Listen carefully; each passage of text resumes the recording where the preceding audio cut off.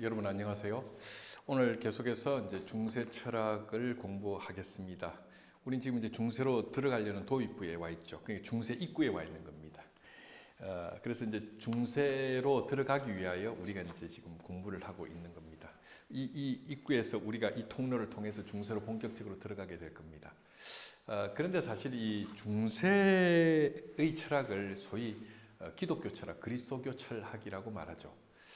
근데 사실 그리스도교 철학이라는 것은 일전에도 얼핏 제가 말씀드렸다시피 이 말 자체가 좀 성립되기가 쉬운 말이 아닙니다. 좀 그리스도교라는 것은 종교고요. 철학은 사실은 그 종교가 아니라 이성의 체계를 가진 학문이죠.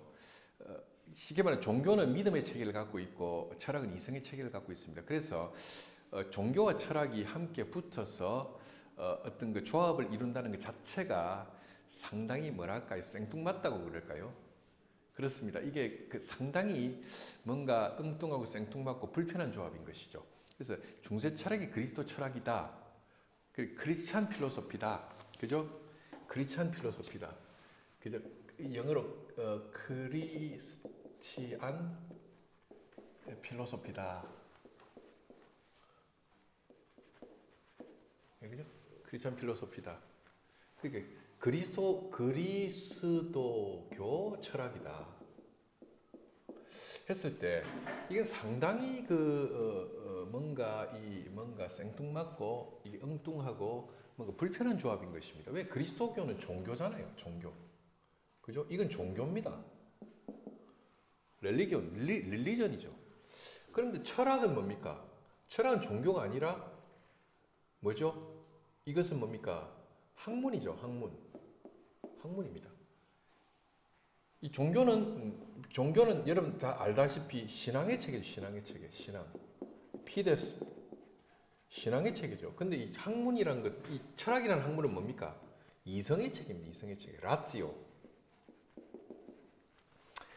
그래서 이 신앙의 체계, 그죠? 신념의 체계인 종교, 신앙의 체계인 종교와 이 라티오, 이성의 체계인 이 철학이란 것은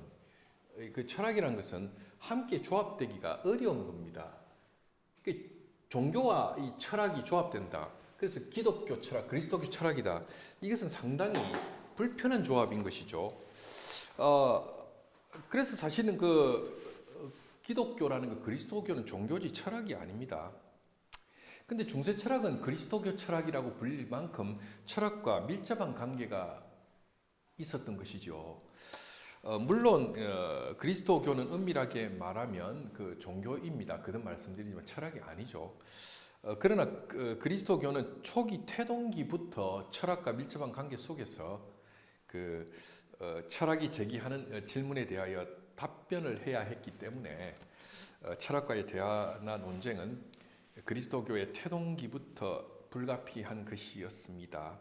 특히나 이제 313년 밀라노 칙령에서 콘스탄티누스 대제가 그리스도교를 국교로 공인하고 나서 지하에 박해받던 종교가 지상의 합법적 종교가 되면서 그로부터 90년 이상이 지나고 나서 그리스도교가 로마의 국교가 된 이후부터는 로마의 황실의 유력자들이 그리고 로마의 지성인들이 교회로 몰려들어오면서 더더군다나 박해시대하고는 전혀 다른 양상의 그리스도교가 된 겁니다.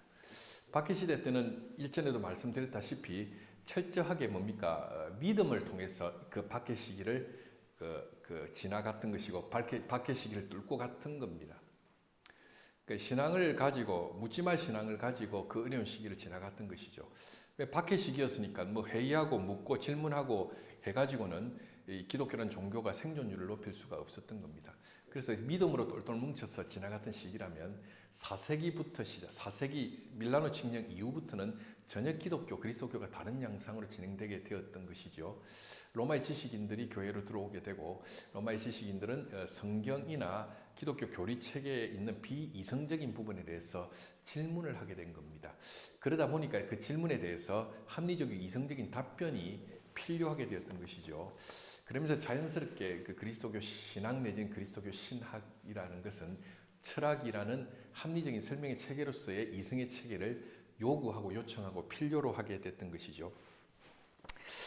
그래서 이제 이 그리스도교라는 그리스도교라는 이 종교가 철학을 요청하게 된 것이고 철학가의 어떤 겁니까 그 낯설고 불편한 동거가 시작되면서 그리스도교 철학이라는 그죠 하나의 어떤 새로운 장르가 탄생되게 된 것이죠. 이것이 바로 중세 철학의 태동기에 있었던 일이라고 할 수가 있습니다. 그래서 이제 이런 부분과 관계해서 이제 그리스도교가 이제 헬레니즘 당시에 헬레니즘 사상 또 헬라적인 철학, 헬레니즘 철학과 만나서 이제 그리스도교 철학이라는 걸 형성해 가면서 중세의 시대, 즉 중세 철학의 시대가 그저 시작되게 된 것이죠. 사실은 헬레니즘 시대라는 것이 여러분들도 잘 아시다시피 제가 여러 번 언급드렸다시피 다양한 사유의 체계, 사상 체계가 융합된 체계라 거대한 융합의 체계라고 말씀을 드렸습니다. 그러니까 이제 알렉산더 대왕이 마케도니아 출신으로서 이 사람은 바로 아테네의 문명, 헬라스의 철학을 숭상하고 존중하던 사람이었습니다. 그가 이제 그래서 정복 전쟁을 통해서 그리스의 수많은 폴리스를 정벌하고 나서 여세를 몰아서 지중해와 근동 아시아 그죠? 팔레스타인과 아랍 지역, 페르시아 지역을 모두 석권하고 그리고 나서 이집트 지역을 석권하고 나서 그죠? 쭉 군사를 몰아서 로마와 저 위쪽에 있는 뭐죠? 그 소위 인더스강 유역까지 가면서 거대한 하나의 헬레니즘 제국을 형성하게 되고 그 속에서 이제 헬레니즘이라는 문화와 문명과 사상이 이제 등장하게 되는 것이죠. 그랬을 때 이 헬레니즘의 성격이라는 것은 아테네로 대변되는 헬라스의 철학과 그 다음에 팔레스타인 지역에 있었던 유대교, 그죠? 유대교 사상과 그 다음에 그 아랍 지역에 있었던 아랍 사상, 페르시아에 있었던 조로아스트교로 대변되는 그 페르시아 사상, 그리고 이제 이집트의 그 여러 신비 종교의 사상들, 그다음에 그 인더스강 쪽에 있었던 브라만교 그죠? 그 소위 힌두교의 전신인 브라만교의 사상들이 융합되면서 그리고 불교까지 융합되면서 소위 말하자면 헬레니즘의 문화, 헬레니즘의 사상이 형성되었던 것이죠. 그렇기 때문에 이 헬레니즘은 굉장히 거대한 융합의 문화고 융합의 철학과 사상입니다. 이러한 헬레니즘의 끝자락에서 기독교라는 종교가 등장하게 되었다고 말씀드렸죠. 그 말은 뭐냐 하면 초기부터 기독교라는 이 종교는 헬레니즘이란 토양에서 등장하게 된 종교고 그런 와중에서 이제 로마의 박해를 당하다가 4세기에 313년에 밀라노 칙령에 의해서 제도 종교가 되고 지상 종교가 되면서 기독교는 하나의 어떤 과제 상황에 봉착하게 된 것이죠. 왜냐하면 기독교의 성경에 나와 있는 어떤 기적의 내용들, 여러분 성경에 수많은 기적들이 기록되어 있습니다. 예수님께서 죽은 나사로를 살리신 이야기라든가, 예수님께서 무리를 걷는 이야기라든가, 아니면 구약 성경에 모세가 홍해를 그죠 자기 지팡이로 가르는 이야기, 이런 것들을 수많은 기적들이 등장하고 있는데 이런 것들에 대해서 교회로 몰려왔던 그 당시에 그리스 로마의 지식인들이 그것에 대한 합리적인 설명을 요구하게 되고 이것에 대해서 합리적이고 이성적인 설명이 필요하게 된 것입니다. 그죠? 예수님께서 동정처녀의 몸에서 나신 것, 동정녀 탄생, 그다음에 그리스도의 부활 이런 것에 대해서 그 당시 이제 헬레니즘의 영향을 받았던 로마적 지식인들이 그것에 대해서 질문을 하게 되고 그것에 대해서 신학은 즉 교회는 이성적이고 합리적 답변을 했어야만 했던 것이죠. 그래서 이제 헬레니즘 사상과 기독교가 만나면서 소위 말하자면 이제 중세 철학이라는 게 시작된 것입니다. 물론 이 헬레니즘에서 철학적 요소 중에 강력했던 것은 여전히 아테네의 전통을 가진 헬라스 철학이죠. 그래서 이제 이 유럽의 사상과 문화를 주도했던 이 헬레니즘으로 대변되고 헬레니즘에서 이제 여전히 강력한 힘을 가지고 있었던 헬라스의 철학은 그리스도교를 만나면서 그동안 생각해보지 못했던 여러 가지 철학적 어떤 윤리적 어떤 질문에 봉착하게 됩니다. 그게 뭐냐면 인간의 보편적 존엄성에 관한 거죠. 인간은 왜 존엄한 존재인가? 인간이 신분과 계급을 떠나서 왜 존엄한 존재인가? 그 다음에 자유의지의 문제. 인간이 그죠 자유로운 결단과 의지를 가지고 생활하는데 이 자유의지라는 것이 도대체 인간에게 어느 정도의 위치를 차지하는 건가? 헬라스의 철학이 말하는 운명과 그죠 기독교가 말하는 자유의지 사이에서 뭔가 발생하는 갈등의 문제 이런 것들이 그 사상적 철학적 주제가 된 겁니다. 그리고 이제 악의 문제죠. 악의 기운에 관한 문제 이런 것들이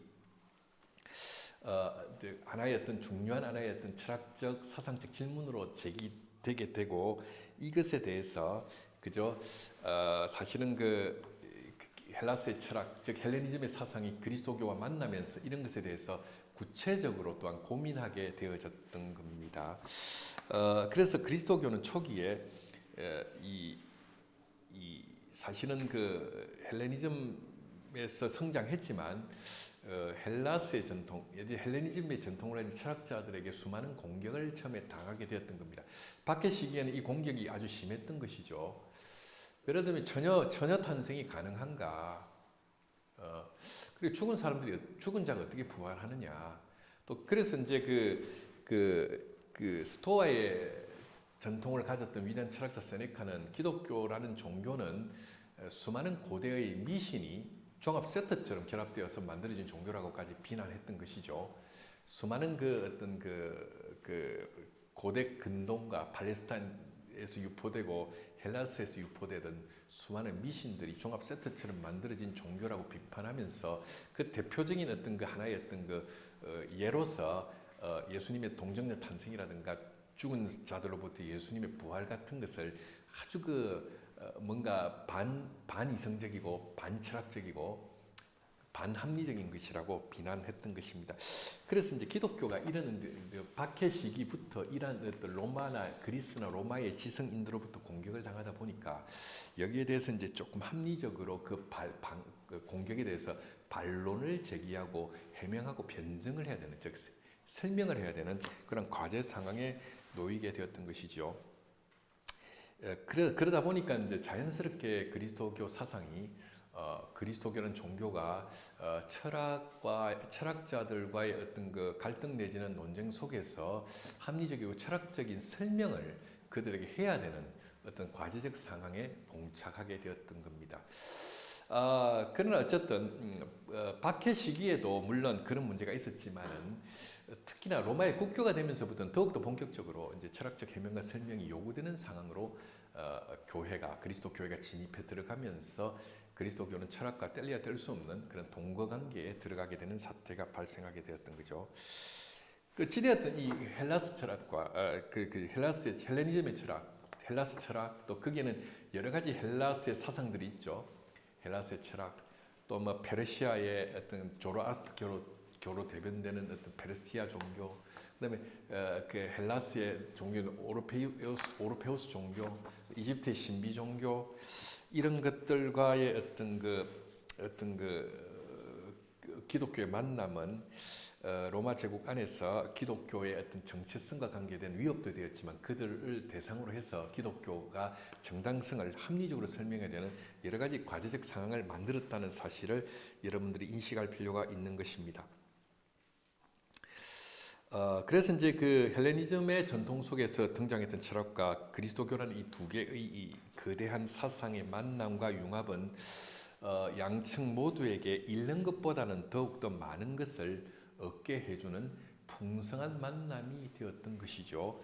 그러니까 헬레니즘의 철학들은 철학대로 그리스도교의 만남 속에서 지금까지 생각해보지 못했던 보편적 인권이라든가 보편적인 인간의 존엄성이라든가 인간의 자유의지라든가 악의 기원에 관해서 좀 더 진지하고 심각한 고민거리를 그리스도교가 그들에게 안겨주었고 그리스도교는 또 역으로 그저 헬레니즘에서 어떤 그 헬레니즘에서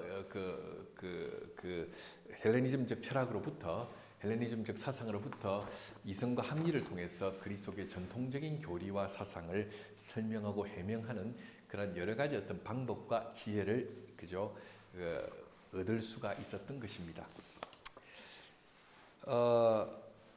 그래서 이제 팔레스타인 지역에서 태동했던 이 그리스도교가 로마 제국 전체로 퍼져나가기 위해서는 그죠? 이 헬레니즘 안에 있었던 헬라스의 철학, 그다음에 다양한 헬레니즘의 철학과 대화하고 이러한 헬레니즘 철학의 용어와 체계를 사용해서 로마 제국의 문화와 소통해야만 했던 것이죠. 그렇게 함으로써 그리스도교는 로마 제국에서 급속도로 전파되어 로마 제국 내의 보편적인 종교, 즉 세계 종교로 성장할 수가 있었던 것입니다.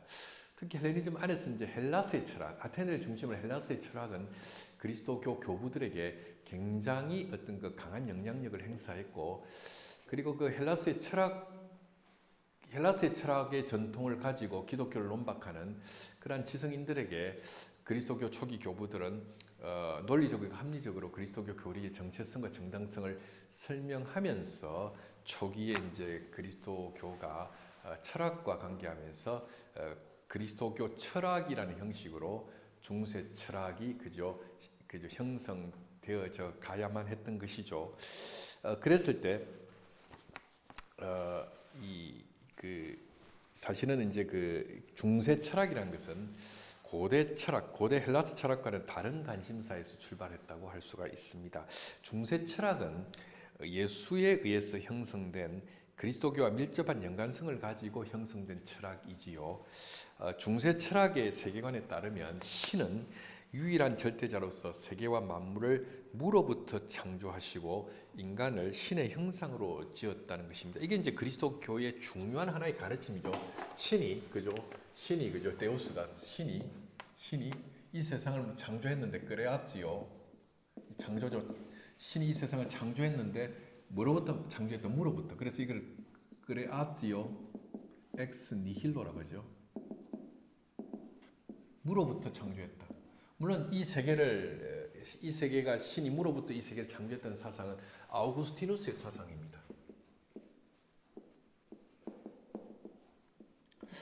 이게 이제 그 중세의 어떤 그 시작 도입부 관계 속에서 아우구스티누스라는 교부가 대단히 중요하다고 제가 지난 시간에 말씀드렸습니다. 아우구스티누스를 기점으로 전반기 500년을 그죠?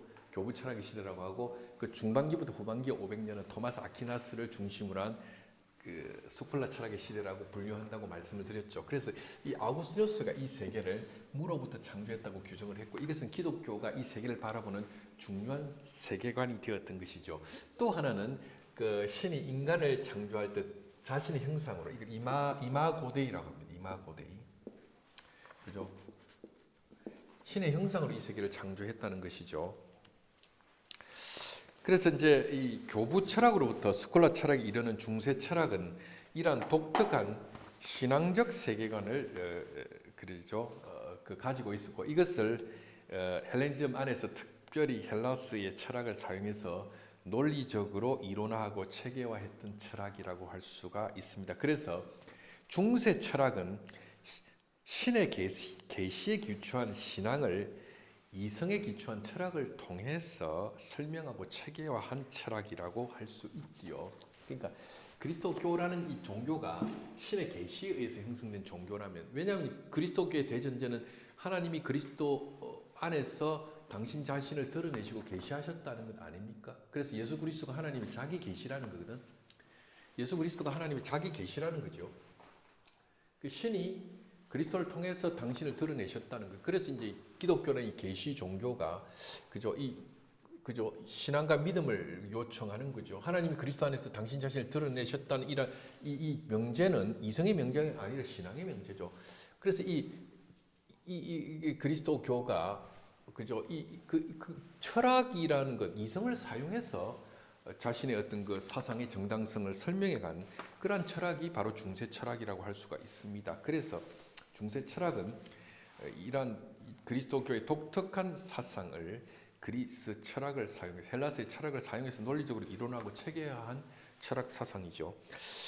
그래서 중세 철학은 신의 계시에 기초한 신앙을 이성에 기초한 철학을 통해서 설명하고 해명하는 철학 체계였다는 것이죠. 그래서 아우구스티누스는 유명한 말을 남기죠.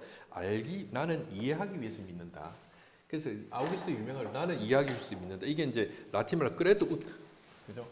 크레도 우트, 인텔리감. 나는 믿습니다. 우트 인텔리감. 이해하기 위하여. 나는 이해하기 위하여 믿는다라는 유명한 말을 아우구스티누스가 했지요. 그리고 안젤무스는 이러한 아우구스티누스의 입장을 따라서 안젤무스가 이 말을 반복해서 이야기했던 거죠. 나는 이해하기 위하여 믿는다. 그래서 안젤무스는 이러한 나는 이해하기 위하여 믿는다라는 이러한 맥락에서 지성을 추구하는 신앙을 강조했던 것입니다. 그래서 이제 피데스, 이게 이제 피데스, 크베렌스, 인텔렉툼이죠. 인텔렉툼. 지성을 추구하는 신앙을 강조했던 겁니다. 이게 이제 지성을 추구하는 신앙이죠. 이게 이제 안젤무스가 아주 중요하게 여겼던 중요한 거죠. 그의 중세 철학의 모토죠. 지성을 추구하는 신앙. 그래서 중세 철학의 시대에는 세계와 인간과 신을 둘러싸고 발생하는 여러 가지 철학적, 신학적 질문을 이성을 앞세우는 철학을 이용해서 답변하고 설명함으로써 그저 자신의 철학을 형성시켜 나간 시기가 바로 중세 철학의 시대, 그 그리스도교 철학의 시대였다고 할 수가 있는 겁니다. 그러니까 그리스도 안에서 나타나는 신의 계시를 그저 철학을 가지고 설명하고 해명하는 것. 이것이 그리스도교 철학이라고 할 수 있고, 이것이 중세 철학의 그저 하나의 어떤 핵심적인 정의라고 할 수가 있겠습니다. 그랬을 때 이 그리스도교가 강조하는 강조점 중에 우리가 조금 살펴봐야 될 것은 각 개인이 다른 개인에 대하여 지니는 고유한 자유와 권리, 그죠? 그리고 그런 의미에서 개별 인간들이 왜 평등한지, 왜 인간이 존엄한지, 또 인간의 자유의지가 무엇인지, 악의 기운이 무엇인지 이런 것들에 대해서 그리스도교는 그저 기존의 그저 헬라스 철학에게 도전을 던졌던 것이죠. 그랬을 때 중세 철학의 특징 가운데 하나는 이 다른 어떤 시기에도 볼 수 없었던 통일과 질서에 대한 확신입니다. 중세 철학이 통일과 질서 속에서 이 세계를 볼 수 있게 해준 원인은 이 세계를 신의 선한 창조로 보았고, 그리스도교의 창조에 대한 신앙 때문에 그리스도는 이 세계를 그저 그 어떤 철학책에도 가져다 줄 수 없었고, 그 어떤 철학책에서도 말할 수 없는 통일과 질서의 체계로 이 세계를 볼 수 있게 해준 것이죠. 구약 성서 창세기에 보면 전지전능한 창조주가 이 세상을 창조한 후에 보시기에 좋았더라라는 기록이 나옵니다. 그래서 그리스도교는 창조주인 신의 선한 창조를 믿는 신앙 가운데서 이 세상이 창조 질서를 따라서 질서정연하게 통일된 세계라고 보았던 것입니다.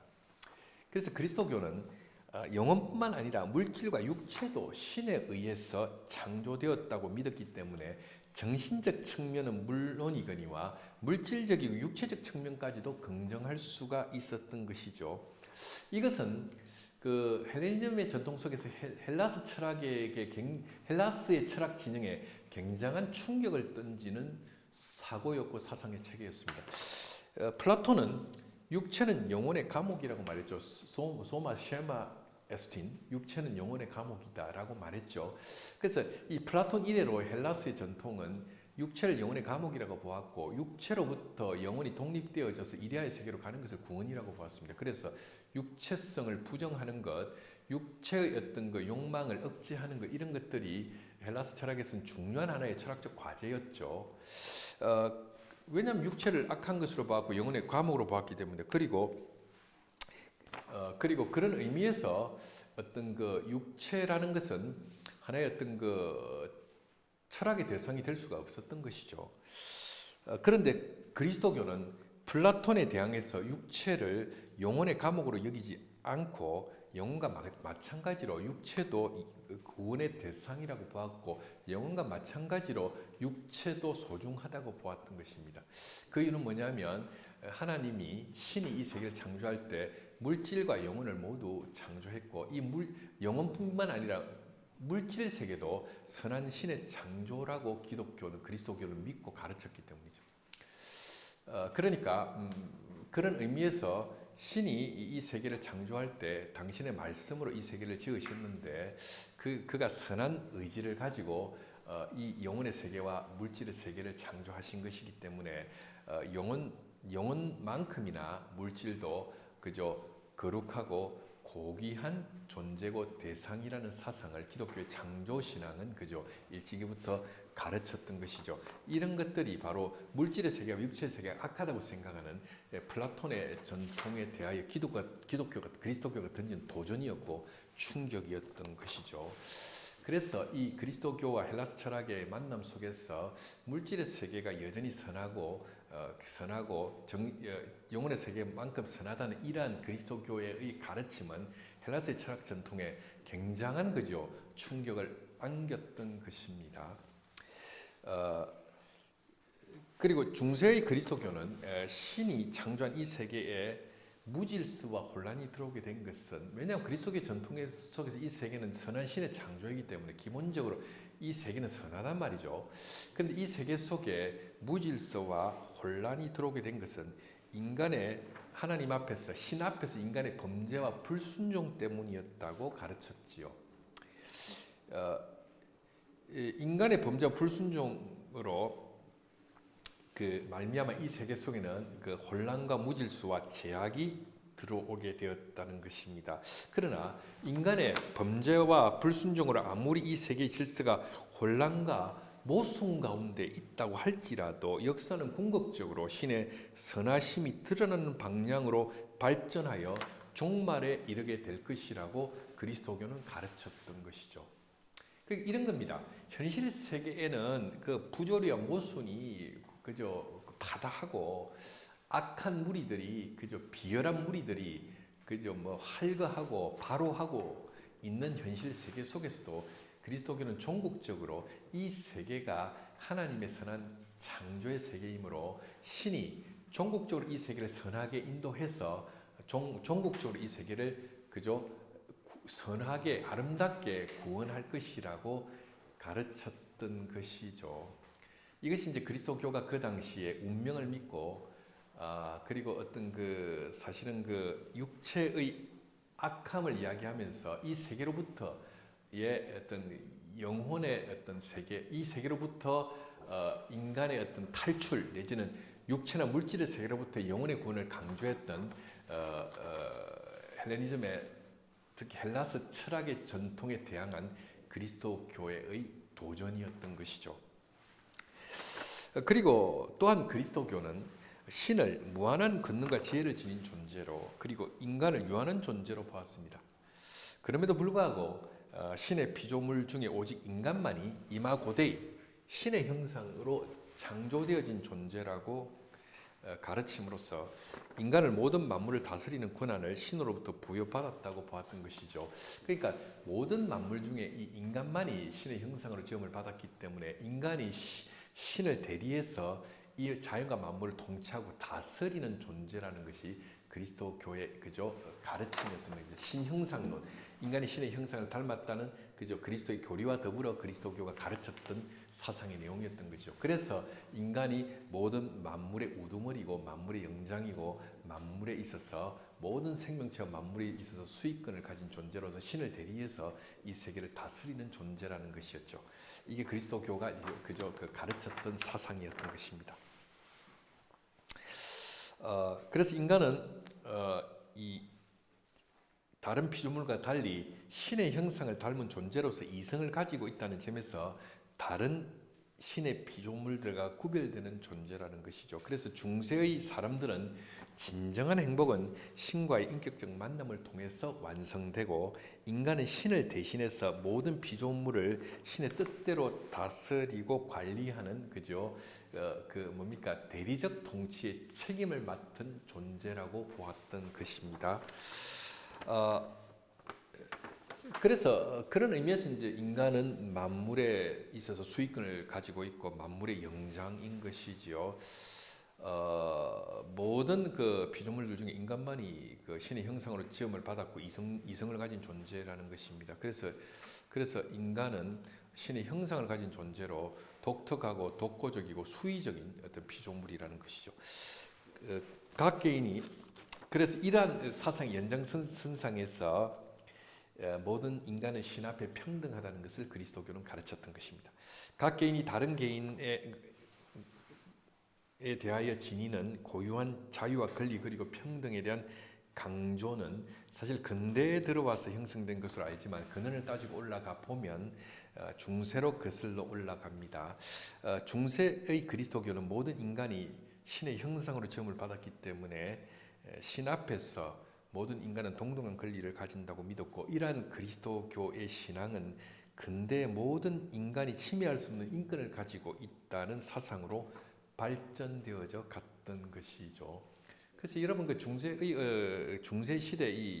시대가 어떤 그 계몽주의 이래로 많이 어떤 폄하되어서 중세가 무슨 미신과 불합리의 시대라고 계몽주의자들이 중세를 폄하한 측면이 있습니다만은 중세가 그렇게 단순히 그렇게 폄하하고 매도당할 수 있는 시대가 아니었다는 것을 말씀드리고 싶습니다. 중세는 인간이 근원적으로 존엄한 존재라는 것에 대한 자각과 각성이 있었던 시대죠. 그래서 이제 로마법이라는 것이 이러한 거죠. 그리스도교의 영향 하에서 형성되어졌던 것이고, 기본적으로 로마법에 보면 그 인간의 인권에 대한 사유와 사상이 고대법하고는 비교도 할 수 없을 정도로 발달되어 있었던 거지요. 그리고 로마법에 따르면 그 노예라고 해서 귀족이 함부로 노예를 죽일 수가 없는 겁니다. 자, 그런 의미에서 이제 모든 인간이 신 앞에 평등하다는 만민 평등주의가 이 신형상론이라는 그리스도의 교회 교리로부터 형성된 이래로 근대 이것이 인권 사상으로까지 발전하는 토대가 중세 철학에서 확립되었다는 것도 우리가 주목할 필요가 있는 거죠. 그리고 이제 중세는 이 세상을 신의 선한 창조물로 보았고 무질서가 아니라 질서의 세계로 보았으며 질서에 의해서 조화되고 통일된 세계라고 보았습니다. 그래서 이 세계가 이 질서 속에 자연 만물이 질서 속에서 이렇게 움직이고 운동하는 이유는 신이 그죠 이 세계를 자신의 어떤 그 말씀으로 질서를 부여해서 창조했기 때문이란 것이죠. 그래서 이 세계는 조화와 통일을 이루는 세계라고 보았던 것입니다. 이러한 통일성에 대한 강조와 추구는 모든 것이 획일화되어야 함을 의미하는 것이 아니었습니다. 중세에 등장한 철학들이 이 세상에 대한 신의 창조를 강조하고 질서와 통일을 강조했습니다. 그럼에도 불구하고 중세는 이런 시대의 철학에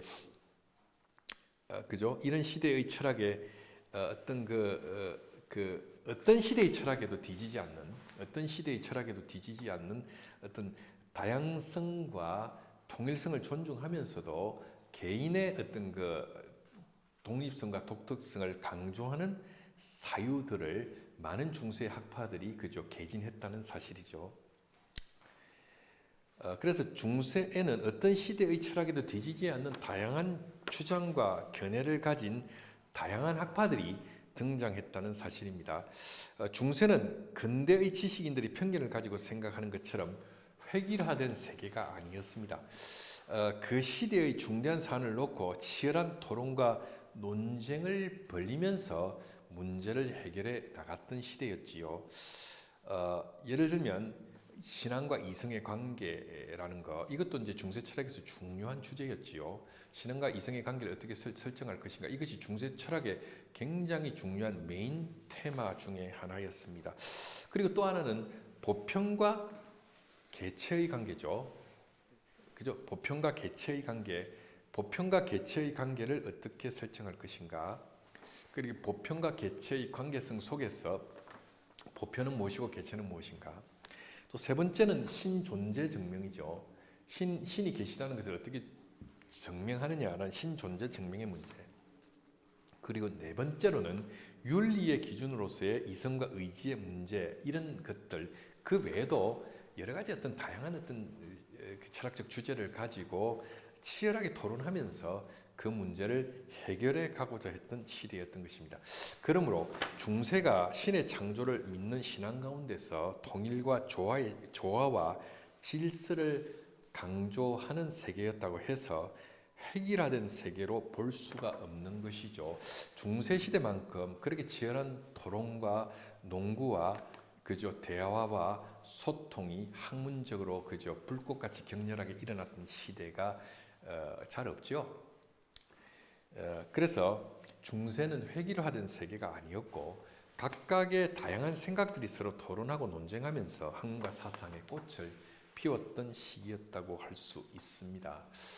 그래서 우리는 우리가 중세 천년의 철학의 역사를 공부하면서 이렇게 중세에 등장했던 다양한 어떤 철학적, 신학적 주제들에 관하여 우리가 이제 차근차근 알아보기를 원하는 것이죠. 그래서 우리는 이제부터 중세 철학 시대로 본격적으로 진입에 들어가서 이 시기에 논의된 다양한 철학적 주제들, 즉 신앙과 이성의 관계, 보편과 개체의 문제, 신존재 증명의 가능성, 그리고 윤리의 기준으로서의 이성과 의지의 문제를 둘러싸고 중세에 펼쳐졌던 중세 철학의 다양한 논의들을 이제부터 살펴보도록 하십시다. 그래서 오늘 이제 우리는 이 중세의 입구의 문을 열고 들어가면서 이제 중세로 들어가기 위한 하나의 어떤 워밍업을 우리가 좀 해보았습니다. 물론 이제 철학이라는 것이 철학사를 우리가 공부하는 이유는, 저는 그렇게 생각합니다. 이동영 교수는 우리 국민들이 철학사에 대한 기본적인 소양만 있어도 이 시대가 의의 없는 시대, 비열한 자들이 도시와 국가를 차지하고 날뛰는 의의 없는 어떤 그런 야만의 시대가 역사적으로 있었지 않습니까? 우리가 그런 시대를 우리가 피해 가야 되지 않겠습니까? 저는 철학사에 대한 기초적인 지식만 있어도 우리 국민들이 그러한 야만의 시대를 능히 피해갈 수 있다는 믿음과 신념을 가지고 있습니다.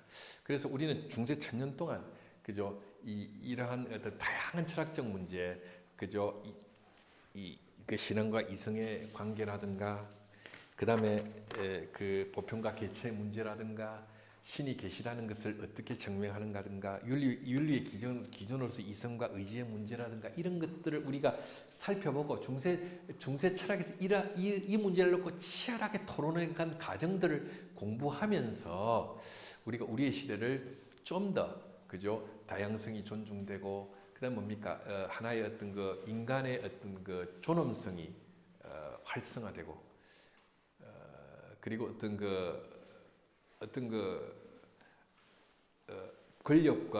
권력을 남용하고 어떤 반이성적이고 어떤 이 세계를 어떤 그러한 어떤